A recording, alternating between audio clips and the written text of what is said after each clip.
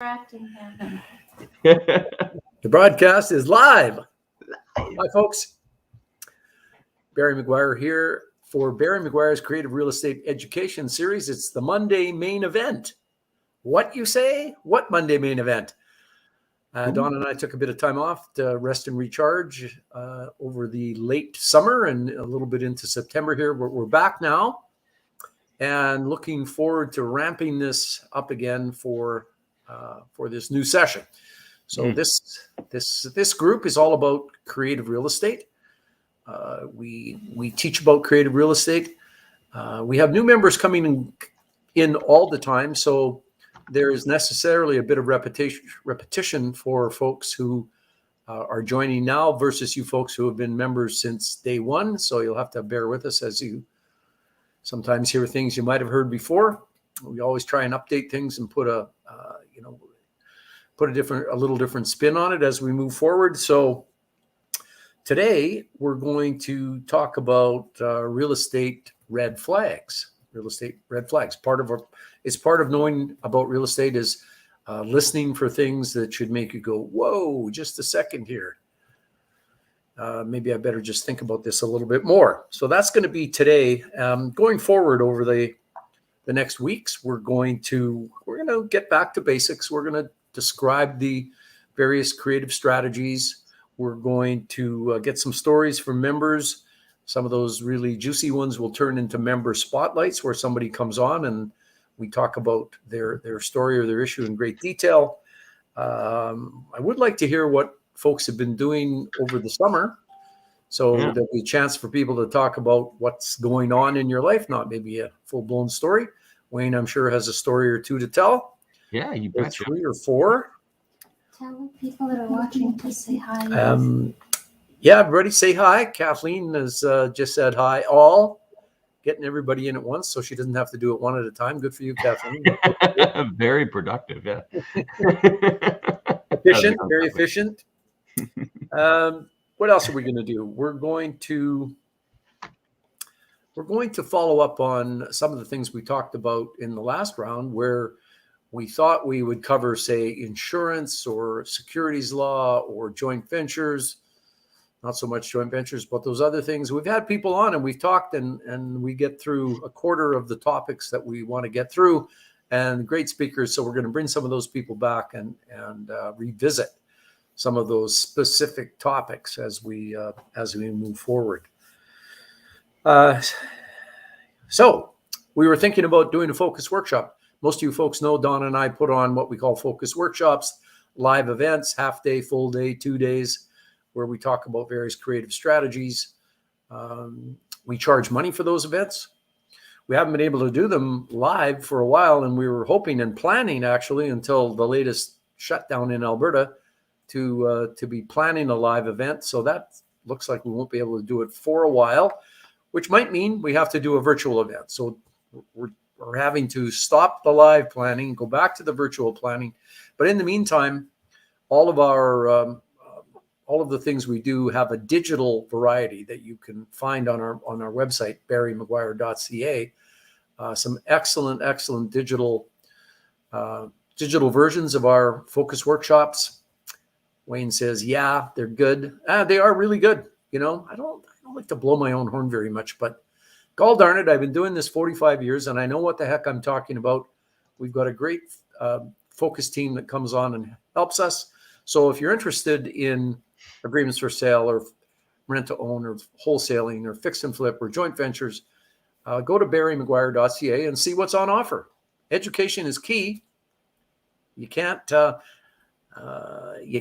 not get away with paying for education. And I can't remember the exact wording, but somebody says you can go out and learn all about it and pay the price in deals that don't go properly. Or you can take a look at one of Barry's programs or 2 or 3 of them and get your education that way. It's a lot less expensive.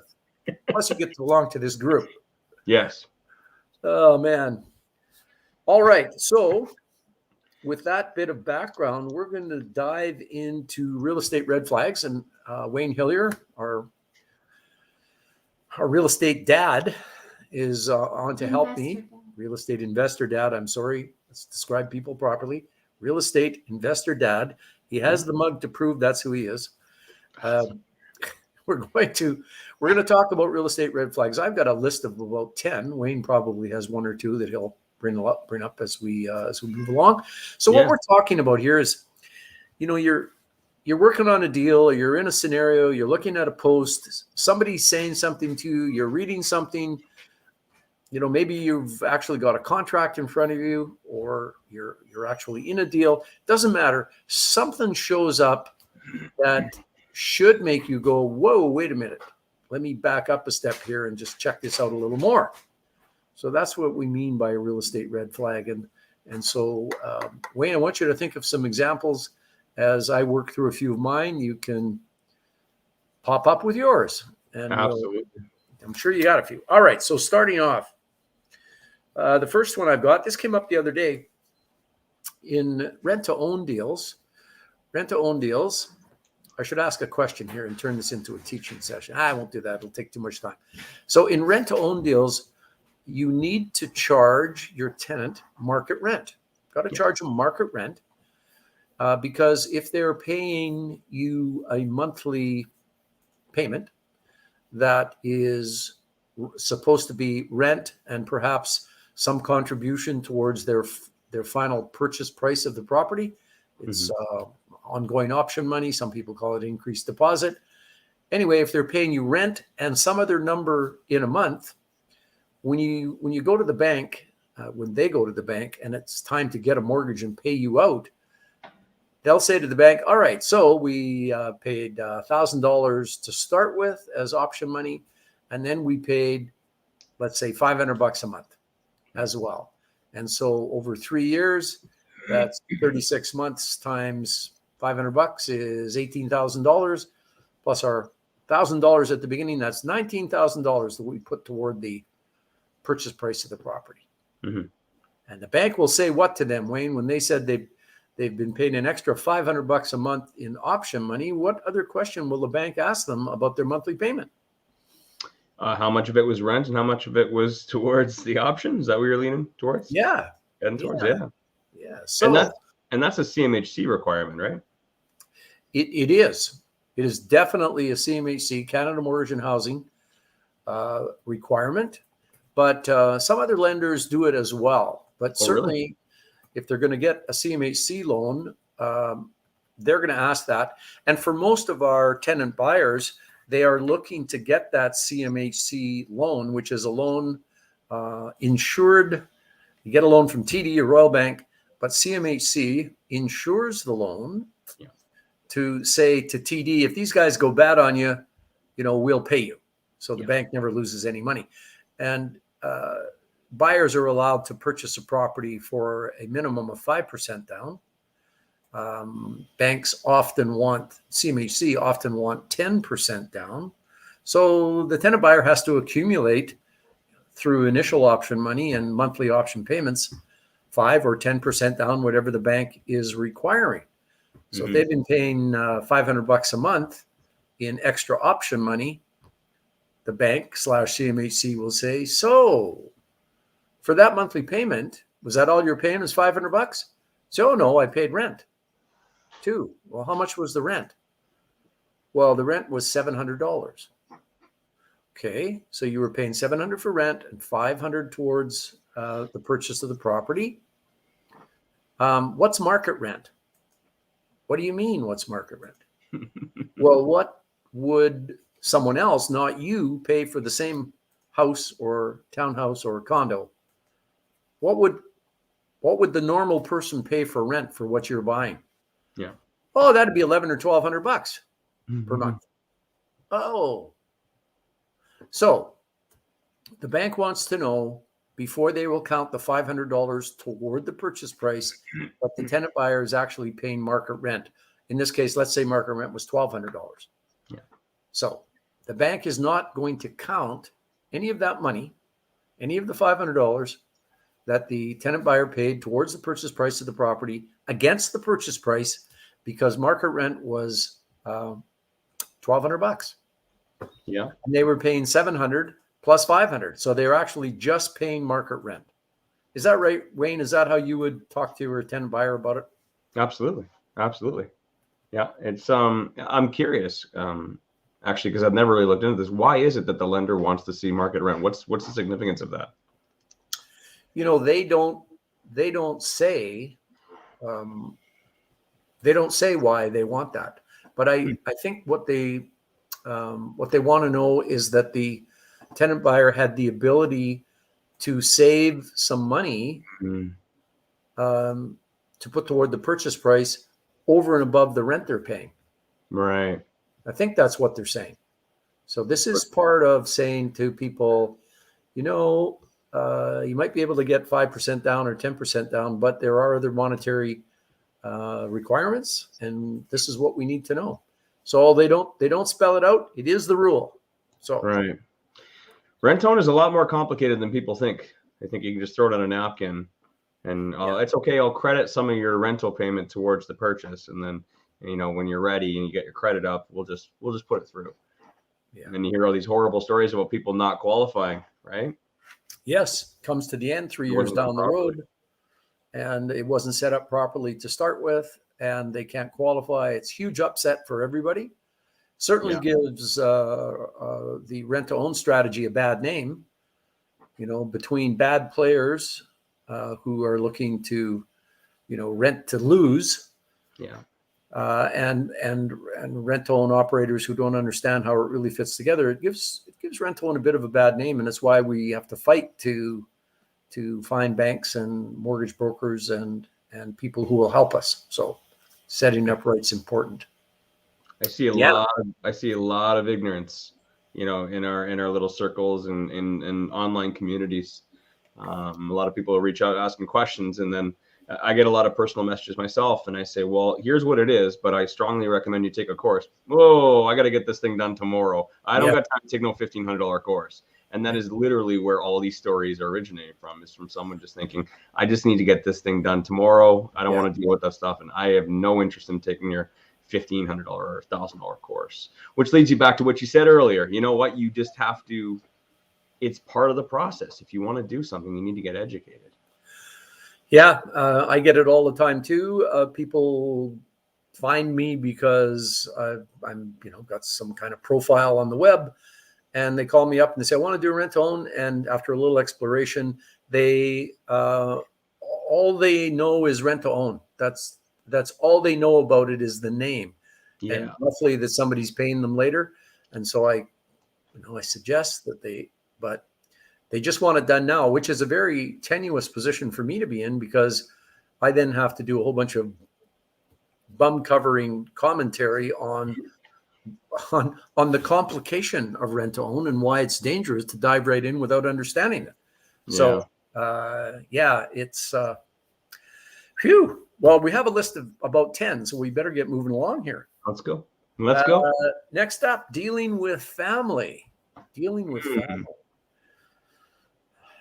you ever had occasion to see a situation, Wayne, where people are dealing with family and how that might have turned out for them? You mean like the seller and the buyer are related, or do you mean dealing with a deal where there's some stuff going on with family? Yeah, seller and buyer related is probably a good one, or where they're doing a joint venture together. So buyer and seller might be family to each other, or two people might be family and they're planning to buy a property and do a joint venture. Yeah, a lot of people just assume it's family. It's not a big deal. Don't worry about the paperwork. We'll just take care of that stuff later. I trust you. Yeah. some of the greasiest, altercations and disputes and stuff, and the dirtiest are actually family members, because it's almost like, since you've known them for so long, you almost feel comfortable saying some of the things, that you say, and as opposed to a complete, maybe an acquaintance. So I'd say it's actually, it's more important. I shouldn't say it's more important. It's equally as important to have paperwork done properly for family as it is for a friend or an acquaintance. Yeah, and I think you might even explain it to some of the folks that you deal with, because I know you're big on trust and establishing relationships of trust. The reason that people often don't properly paper or explain deals that they're doing with family is because they already have a relationship of trust with a family member. Mm-hmm. So instead of having to build it, and then once you've built it, paper it, if you're dealing with a third party, they go, as Wayne said, oh, I trust you. It's fine. Mm-hmm. So things are not properly explained. And if things aren't properly explained, they have a bigger chance of going sideways. And if they go sideways and all you have is a handshake, that's really an almost impossible situation to get yourself out of if there's really serious arguments between family members about what the deal really is. Mm-hmm. So it's really important to document anything you're doing with family for the protection of both parties. It's really important to document it. But I think even more important than that is to consider what you would do if the deal blew up. Somehow the deal blows up and you say to yourself, aha, I'm in good shape. Took Barry's advice, took Wayne's advice, sat down, actually put a nice deal together, properly done by a lawyer. Everybody signed. Everybody's had their own independent legal advice. Phew, at least I'm covered from that aspect of it. Yeah. So negotiations carry on.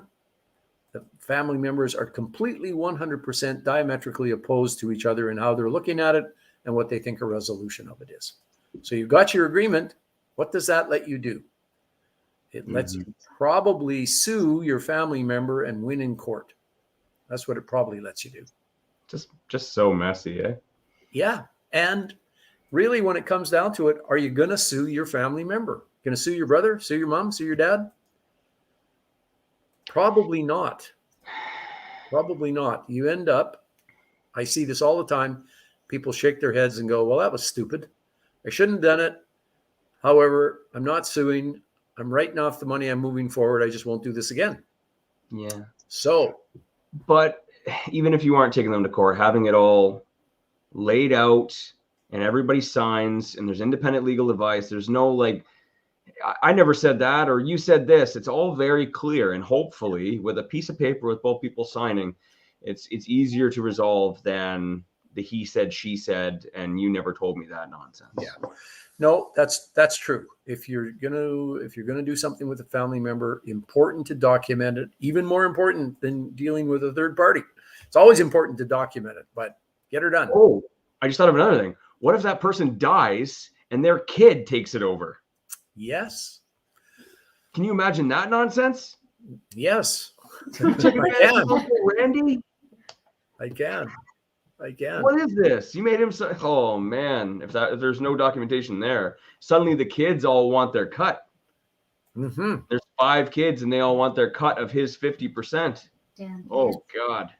The good thing about that scenario, it's not good that somebody died, No. but the good thing is if you've actually documented it and there's an estate going on, that kind of thing can be presented to the executor for the estate, who usually has a lawyer helping out, and it's way easier to prove and be paid on your claim in an estate situation if you have it properly papered. If you don't, they'll blow you off and you won't get it. So the bottom line is be careful about dealing with family members. If you're going to, make sure you get it properly documented, independent legal advice, and that will certainly help you move along. Mm-hmm. All right. Next up. Well, speaking of estates, that was my next topic, estates. What a segue. What a segue. Wow. So, if you're dealing with an estate, so somebody's passed away, the estate is looking to sell a property owned by the deceased person.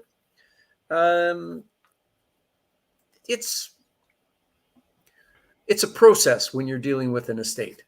Mm-hmm. It's a process. You need to delve into the process to say, all right, property owned in the deceased person's name only.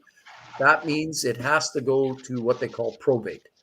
The executor for the estate has to apply to the court, usually through their lawyer, to get this thing called a grant of probate. Grant of probate.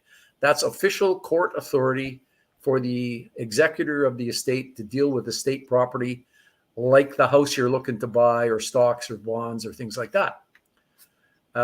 So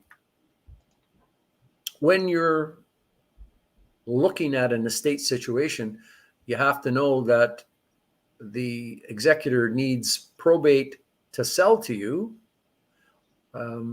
They need to have an application for probate in before they're allowed to sign a deal. And they are supposed to have the actual grant, the actual judge saying, okay, I've looked it all over. I agree. You're the executor. Stamp. You now can do everything on behalf of the estate officially. That's what the grant of probate does. So normally what you need is to actually finish the deal, you need that grant of probate issued and in the executor's hands. If they don't have that, you need to do, the executor will have to make an application to the court to say, you know what, I've got this deal that I would like to accept. And you're right, I don't have probate yet, but I've got this deal I would like to accept. Please, Mr. Judge, will you allow us to sell the property? So that, without a grant of probate, they have to make this application for an order to sell. These kinds of things are really always time consuming. Things don't happen really quickly with an estate. So yeah, if the grant hasn't been issued, the executor's lawyer can make an application for probate. Usually the judge will accept it, give them the authority to just sell the house, can't deal with anything else. Then all the money has to get held until probate is granted. So there's wrinkles and crinkles when you deal with estates. What makes them more difficult is if there are beneficiaries in the estate that are underage. So if they're under the age in Alberta of 18, other provinces have a different age of majority, 19 or 18 in most provinces. If there are underage beneficiaries, then in Alberta, and likely in other provinces, I'm not promising, but likely, the public trustee has to get involved. There's a government body called the public trustee. It's composed of lawyers and people who know about estates, and they protect and help underage beneficiaries in estate situations, people who aren't mentally competent in trusteeship and guardianship applications. They look out for people who can't look out for themselves. Right. And so if the wrinkle in your deal is that there's a couple of kids under the age of 18 who are beneficiaries in the estate, not only do you have to get the executor dealing with his lawyer to go off to court and get an order, the public trustee has to be involved. And what they're looking for is whether or not the proposed sale is fair to the underage beneficiaries. So if you've, as we like to do, negotiate a really good deal, and the person you're dealing with for the estate has agreed to sell you the property for, let's say, $40,000 under market, and he's got a good reason for doing it. Can be lots of good reasons. We've tried to sell at a higher price. There are beneficiaries who need the money right away. I'm being pressed to get this done. I don't have any other offers. So there's plenty, as we all know, there's lots of reasons why sellers, whether they're executors or other sellers, why they sell for less than market. It's part of our courses, isn't it, Wayne, that you can't account for why sellers do things. It's just like that. Just like that. They're motivated the way they're motivated, but never assume. Never assume. Never assume. That's so good to say. Let's say it again together. 1, 2, 3. Never assume. That was pretty good. Some of the best deals come from not assuming. You never know. You never know. You never know. So for sure, in a deal where you're getting an under market property and that goes to the public trustee to look at, they'll go, seems like this offer is a little light. And then they'll be digging into it. So right. Estates are tough anyway, not to be ignored. Sometimes there's good deals in estates. I don't want you to not pursue them just because I've said they're a little more difficult. Mhm. But if you add the wrinkle on of underage beneficiaries, that can even complicate it more. Mhm. So let's see. All right, Wayne, what about this one? Okay. Guy gets on your podcast or he gets in touch with you, goes, Wayne, this is fantastic. I now understand that I can buy a property for 5% down. 5% down. You know, Wayne, I've got limited cash for down payments. So I've talked to some of my friends. There's a whole group of them. They're buying houses for 5% down. They move in overnight. They move in for 6 months. And then they put tenants in and they move on and they get another property that they put 5% down on. Some of these guys have done this 5 times. So, you know, I thought I was only going to be able to buy one property because that's all I had money for a down payment. But now I can leverage that. I can probably buy 5 properties, Wayne. I'm so happy. Yeah. Did you read your mortgage contract when your lawyer was going through with you? There's a little section in there where they ask you what your intent is. And you know, those that they will allow you, which I'm sure you're going to get at. Let's go back to CMHC. There's a reason why they allow you to put 5% down, because it's insured and it has to be your primary residence. There it is.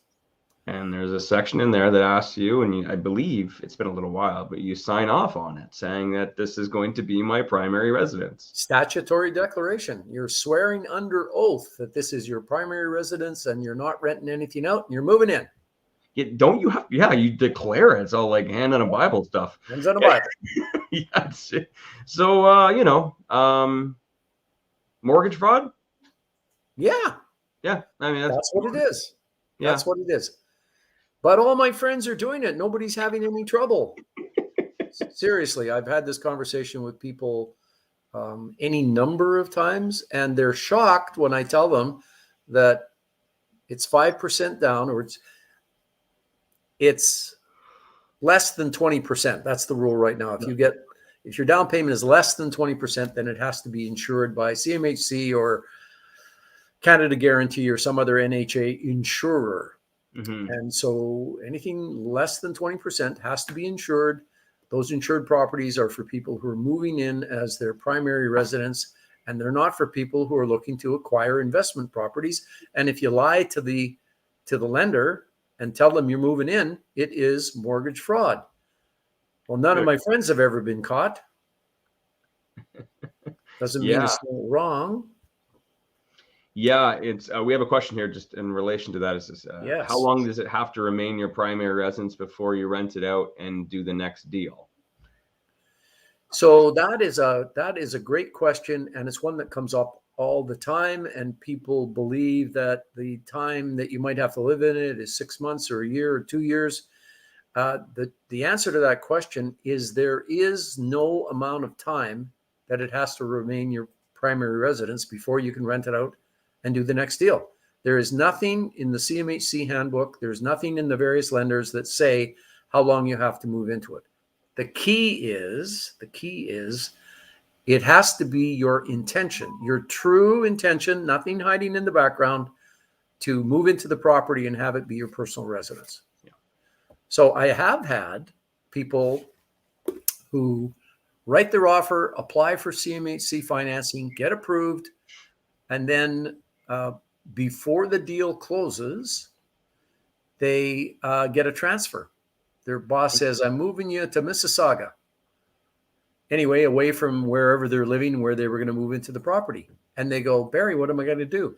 And my answer to them is, you know, I think that you have to try and sell the property. Probably have to try and sell the property. If you can't sell the property for, you know, because you're in a market downturn, you're probably going to have to hold on to it and rent it out. But am I not going to run afoul of CMHC? I said, you know, if they audit you, if they come along and bang on your door and you're now in Mississauga and you've rented it to Bill Smith, They're going to go, are you Jim Jones? No, I'm Bill Smith. Well, who are you? I rent from Jim Jones. What? What do you mean? He's supposed to be living here. I mean, if a CMHC audit shows up, which is the way that they find out about these things, then there's going to be some splaining to do. Right. But there cannot be any in the back of your mind, I'm going to live in it for 3 months, 6 months, a year, and then I'm going to move out and do it again. There just isn't that amount of time. It has to be your intention to move in. If circumstances truly change in your life, then you're probably allowed to carry on with the circumstances that have changed that you can't do anything about. In an audit, they might go, well, you know, we want you to, instead of 5% down, we want you to add another 15% to this because you're not living in it.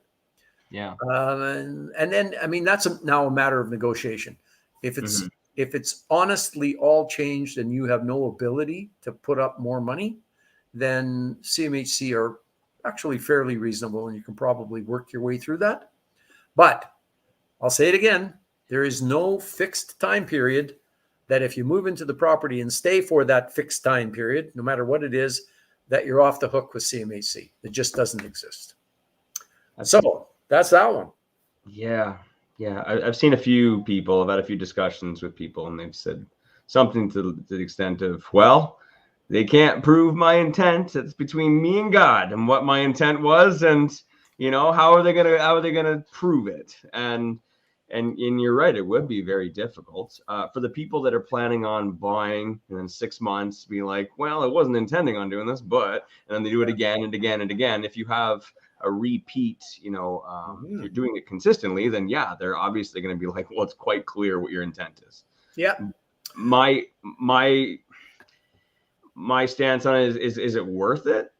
I mean, you get caught in something like that. I mean, perhaps CMHC doesn't want to insure you anymore, and now it's going to be more difficult to get mortgages in the future. Is it really worth it? There's other ways. There's other ways to get more rental properties the right way and staying out of the gray area, in my opinion. Always. Yeah. You don't need to be in the gray area where you really don't know what you're doing. You don't know how it's going. You expose yourself to a CMHC audit. There may be a blacklist that doesn't get published, but somehow you just never get approved for anything anymore. I don't know that for sure. I've heard of it kind of rumor wise, but I think, Rain, your point is not worth it. It's not worth it. I mean, I guess this is a good place to say, I mean, some of the things that we do in the focus group, in our creative real estate education teaching, is we talk about creative strategies that allow you to acquire properties without being in the gray or the black area where you're in trouble with the law, trouble with CMHC. There's lots of ways to buy properties, and lots of our successful graduates don't have a ton of money, and they own quite a few properties. So that's a way to get around that. I can only do it if I get 5% down mortgages, 10 of them or so. Can I add one more? Sure. Because of that, just think about your debt servicing when you get around your third or fourth property. Okay. When you have higher ratio mortgages at 95%, that means your mortgage payments are higher, which means that your cash flow is less. Once you start getting around that third, fourth, go talk to your mortgage broker and just say, hypothetically, if I was to do this, and they will tell you how difficult it's going to be to get more mortgages because you have to service that debt. And not every lender, takes rent and expenses. Some of them take 60% of rent or 80% of rent. They calculate it differently. I'm telling you, it'll screw you down the line and you'll end up having to sell them anyways. Yeah. You just don't have to do it. You do not have to do it. It's bad from every angle. Yeah. And, kind of going along with this last one on CMHC is we've run into a circumstance recently where entrepreneurs are putting together packages of properties and talking about financing that's available. And when inquiries are made on what's going on, it looks like, might be very low ratio financing here or high ratio financing. It looks like we're only putting down 5 or so percent. And the coaching from the folks involved on selling these properties is, psst, don't tell anyone you're an investor, which to my mind means they want it hidden that you're an investor and not actually somebody who's moving into the property because you're buying a 5% down property. So anybody ever tells you you can't reveal information, that's a big red flag. And that's here they were saying, don't tell anyone you're an investor. Red flag. Big red flag. Big red flag. Big red flag. Because we believe, just as a general comment, we believe in full disclosure. We believe in full disclosure in everything we do in this group. It turns out full disclosure is, and you'll learn about it when you take some of our courses, you'll learn about why full disclosure is a great cover for you, a great protection for you as you move your way through a creative deal. Yeah. So I won't say any more on that because that's for another time. Mm-hmm. Complicated deals. Warren Buffett is sometimes touted as the world's greatest investor. I don't know if he's the world's greatest investor, but he sure gets a lot of ink, and he's been at it a long, long time. And he has a lot of rules and comments. And one of his general comments is, if you can't understand the company or the deal, then don't do the deal. If it's so complicated you can't understand it, don't do it. Deals are sometimes complicated, and sometimes they're complicated and explainable. Maybe you can go to your lawyer and you go, oh, wow, this is how this fits together. Or you talk to a more experienced investor who goes, I know that seems really complicated, but here's how the pieces click in. It's just like Lego. And you go, oh yeah, I get it. Sure, yeah. It wasn't as complicated as I thought. But if you're looking at it, scratching your head, if you've made inquiries and it just doesn't quite make sense and it's too complicated, I would stay away from a deal like that because you'll never really know what's going on. Stay away from complicated deals. So Warren invests in bubble gum and Coca-Cola. Yes. Dairy Queen. Simple. Yeah. Chocolates. Things that he understands. Things Furniture. that are always going to be there. But, yeah. I do love me some complicated deals too. But, Yeah, we all have. Yeah. As you get a little more experience, you can dive into more complicated deals because you have the ability to analyze yourself, and you've got a team now that you've been at it for a while who can help you. And you've got a group that you can ask questions to.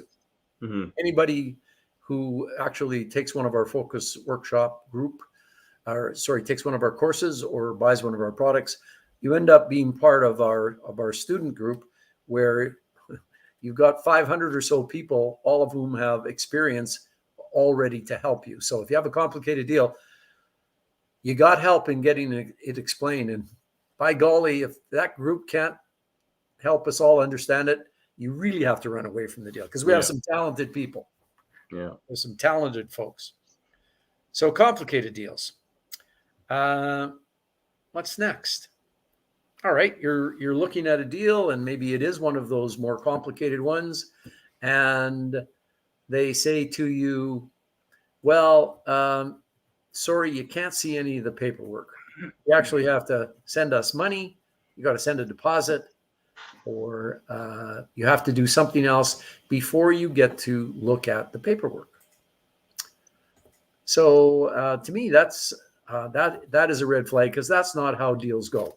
Yes, you might talk. You have some initial base touching with somebody. You hear about something. You want to talk about things a little bit more. And, you come to a point where you go, well, how's this deal structured? I really need to see on paper how all the pieces fit together. Yeah. If they say, sorry, you can't see the paperwork, to me, that's a big red flag. Mm-hmm. I think it would be probably as fair if somebody says, I'm not going to send you all my paperwork in blank.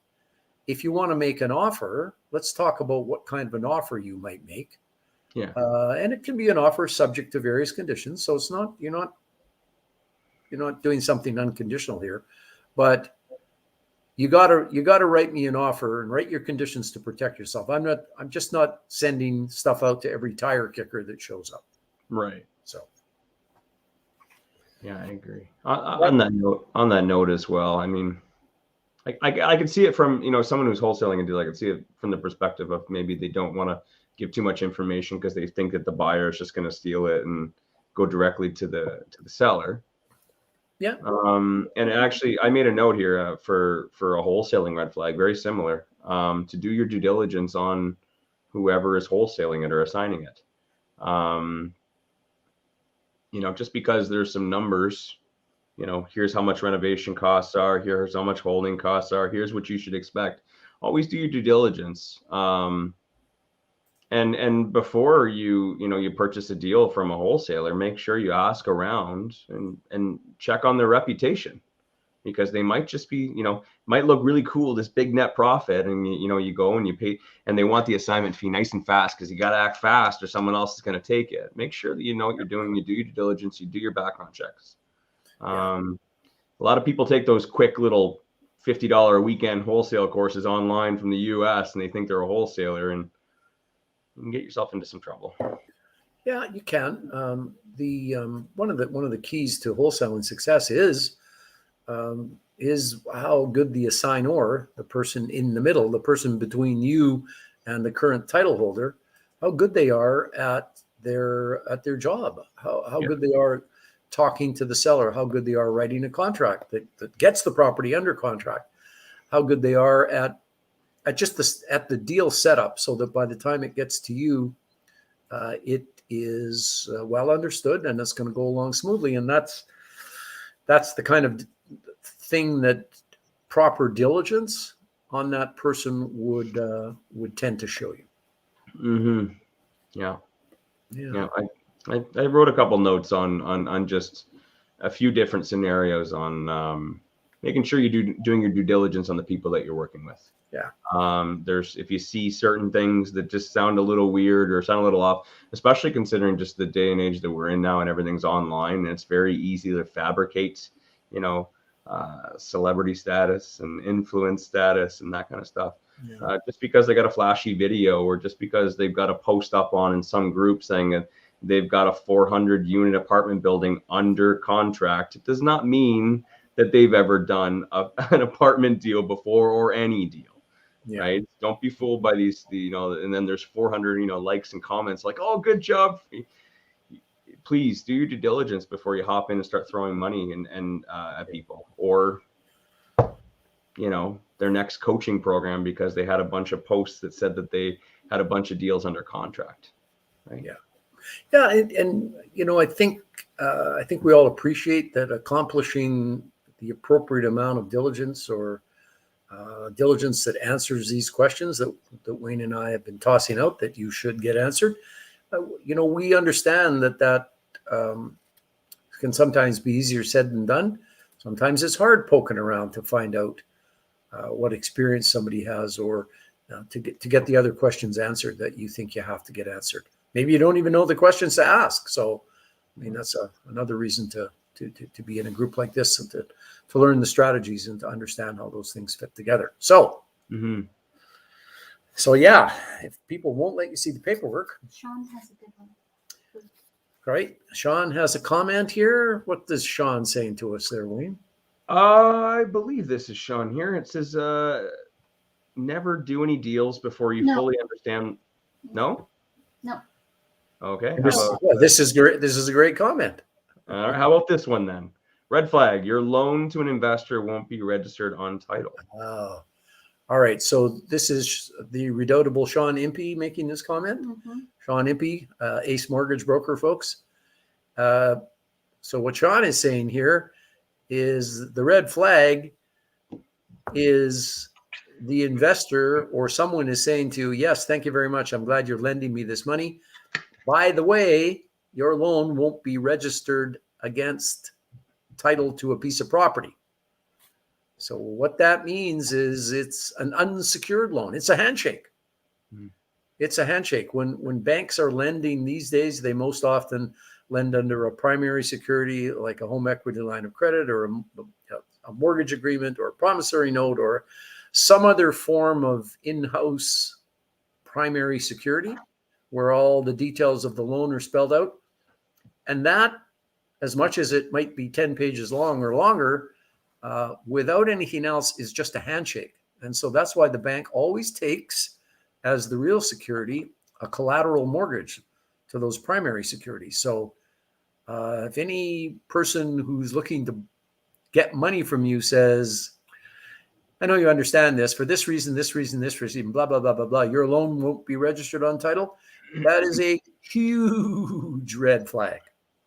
Huge red flag. You always want your loan registered against a piece of property where if the loan goes bad, you have a property that you can launch a foreclosure action against and have a really good hope of getting paid back. So this kind of private lending is a whole other story.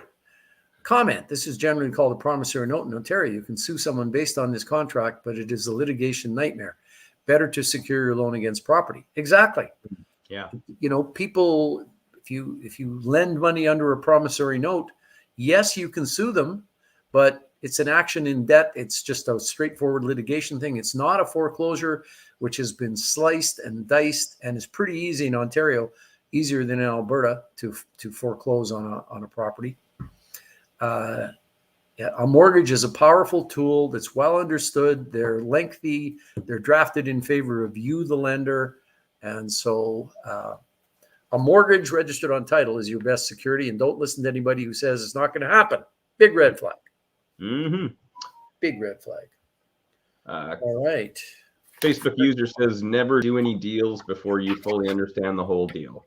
Never sign any paperwork without reviewing with a lawyer. Yeah, absolutely. Yes. Now, I mean, we can temper that a little bit. If you're working on your fifth property and you've always used the standard realtor contract, the multiple listing contract that's in use in your province, and you've used that contract 5 times, all right. I mean, I'll cut somebody a bit of slack and say, once you understand the contract that you're using fully, and you have some decent experience with it, then, you know, maybe you don't have to come and see me or some other lawyer and get it all reviewed. But overall, it's really good advice. Don't sign any paperwork without reviewing with a lawyer. For sure. For sure. For sure. For sure. For sure. For sure.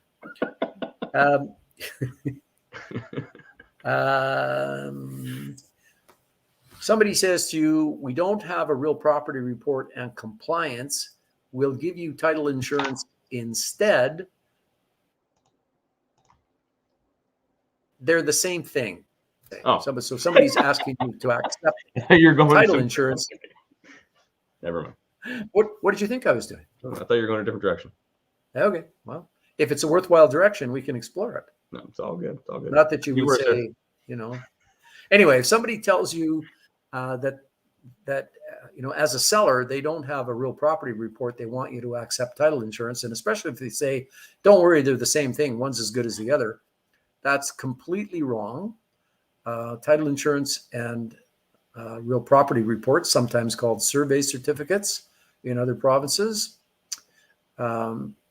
those two things are completely different, and it would take another sort of half hour to explain the differences between and why you would want one or the other one. You can look at my website, barrymcguire.ca, and I've blogged and posted any number of times on the differences between real property reports and title insurance. So if you really want to know right now, you can go there and find 2 or 3 posts on that. But if somebody says they're the same, don't worry, I'm going to give you this. You back up a step and ask one of your team members, a realtor if you've got one who understands this sort of thing, or certainly your lawyer, ask me, hey, they want me to accept title insurance in lieu of a real property report. Say they're the same thing. Is that true? And we'll run you through it. So I just want you to know they're not the same, and don't accept without knowing what you really need.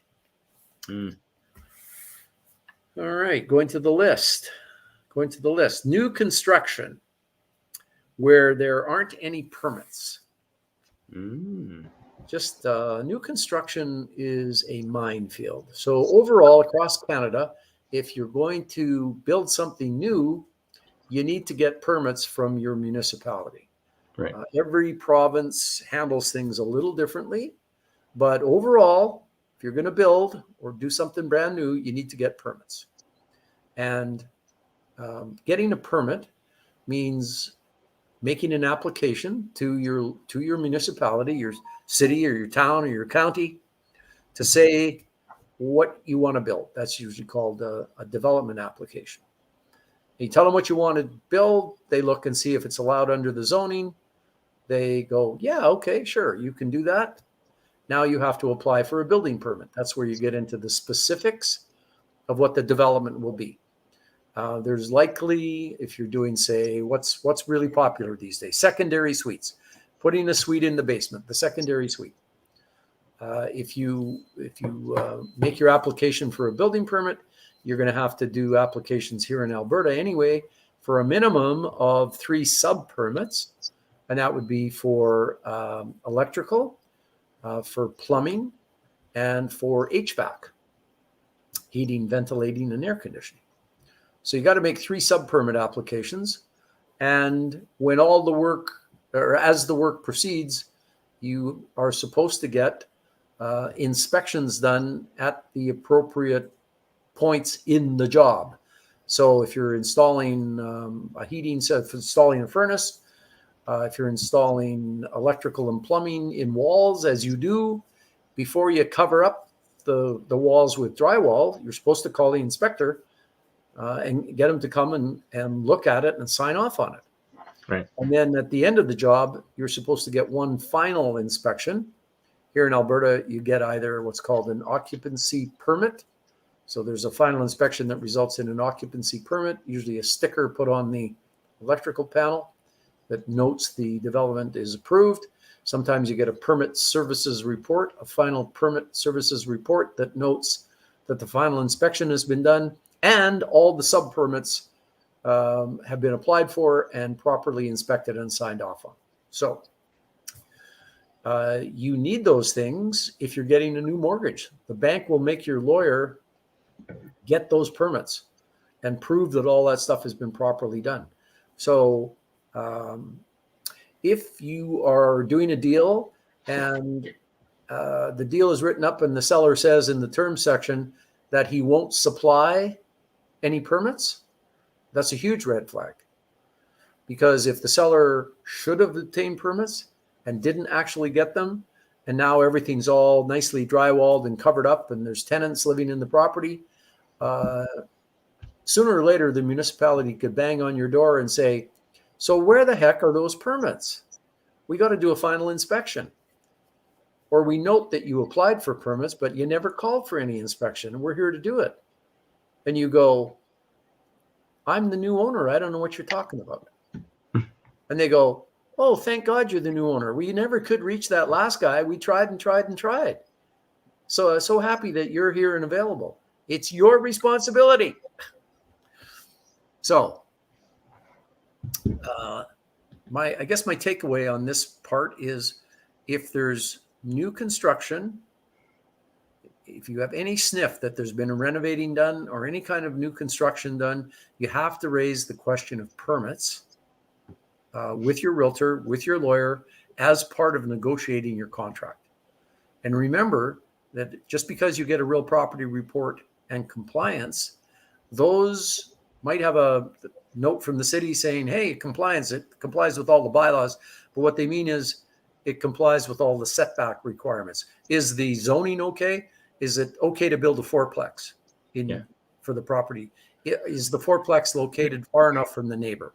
That's what the RPR says.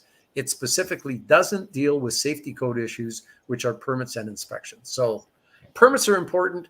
Any new construction, start asking questions about permits. Mm-hmm.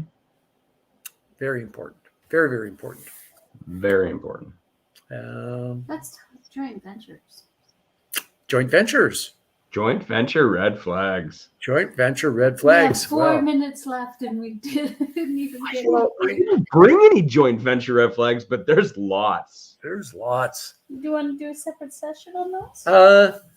We could do a yeah, whole session on maybe. those. Well, yeah, I think so. We're We going could fill an to hour. easily. We said at the beginning that some of the things we're going to do in future sessions as we move on for this year and into 2022 is probably more on securities, probably more on insurance, and we haven't really ever, done the deep dive into joint ventures.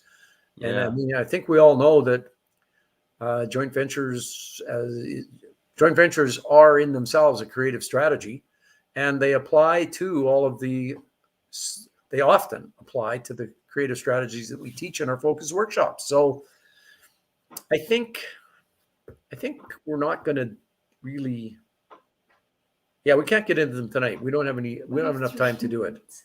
So what about an agreement for sale red flag? Bring it. go ahead. How about when you've got a really amazing deal, but the seller's got a bit of a rocky relationship? And maybe the reason why they need to get out of it so quickly and why they're so inclined and motivated to give you seller financing is because, they needs to be done fast. They're breaking up. It's okay though. My boyfriend will sign off on it. It'll be okay. For now. And it's just, with a 7-year or a 5-year, even a 2-year, term on an agreement for sale, if the relationship is rocky and everyone's signing right now, that's cool, but you need them to sign later as well. And if one party who's on title and on mortgage are not willing to work with you in the future, or they start causing a fuss and maybe they start trying to, screw this deal, I don't want to do it anymore. It can get super messy. And then you are right in the middle of that divorce/breakup. Yeah. And I mean, me personally, I've avoided divorces and breakups altogether because just for that reason right there. Yeah. I want a seller who I know I can trust. This is a long-term relationship. I need to know that they're going to do everything that they say they're going to do. You add in that dynamic, oh God. Well, that's a good point, Wayne, for agreements for sale, particularly because agreements for sale are, as most people know, a strategy where you're not taking title right now, where you're going to take title or do something with the property down the road. And as much as the paperwork we provide to people gives you a lot of power as a buyer, when people want to dig in their heels and cause trouble or not be cooperative, then you can have a foot-high stack of paper talking about all the power you have. But if they make you go off to court, it's messy. If they're fighting and they can't stand the sight of each other and it requires cooperation by your sellers, it'll make your life miserable. So that sounds like that's one of the ways that you sift your properties, is to say, okay, I've analyzed this AFS. We got a dogfight here between the husband and wife on title. So I'm going to pass on this one because I know there's a good chance it's going to be trouble for me. Is that kind of your rule? Oh yeah. I don't care how much money there is to be made. Yeah. I'll avoid that one. Yeah. I mean, there could be money to be made, and that doesn't necessarily mean it's going to happen. But me, I like to limit my risks and mitigate them as much as possible. I like to keep things nice and clean. Well, I saw that our friend and mentor Don Campbell was on Facebook saying, I think he was on Facebook, wasn't he, Don? Saying that this event today was an event not to be missed. It was going to be fantastic. And that reminded me that when Don looked at deals, if there was something registered against the title that showed there was a lawsuit going on, his rule of thumb was kind of like yours. You know what? this may be easily settled. It may be this, it may be that, but there's always another deal coming down the pike. So I'm passing on a deal that has a lawsuit involved. That's just his rule of thumb. Maybe you can work your way through the difficulties. Maybe this stuff never comes to pass. But what Don is saying and what Wayne is saying is you, as much as you can, eliminate the things that might give you trouble. What you want is a nice, smooth deal with the best chance of success it can possibly have, and eliminating people who are fighting with each other or eliminating lawsuits that could gum up your deal are one way to do that. Wow. All right. Well, that brings us to time. Time what, Donna? Time. It's after 6. People have to go vote. Donna, my little sweetie pie. What I was going to say was that brings us to the end of tonight's presentation. That's what I was going to say. Yeah. Except for I saw the comments about doing something on securities laws, and we have done a session on securities law implications, raising money as an investor. Alona said, "Yeah, that's what I want to know about." So that is a constant topic of interest, and I'm going to prevail on the head of our securities law department at Field, Melissa Cook, to come on and talk to us about securities laws.